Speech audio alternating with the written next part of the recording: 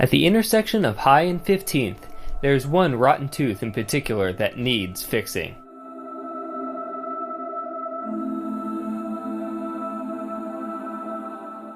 This drab, gray concrete building is an abomination to all planning.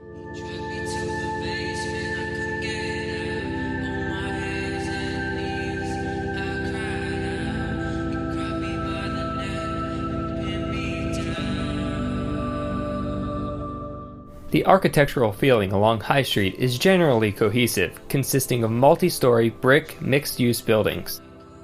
Needless to say, Long's bookstore does not fit in.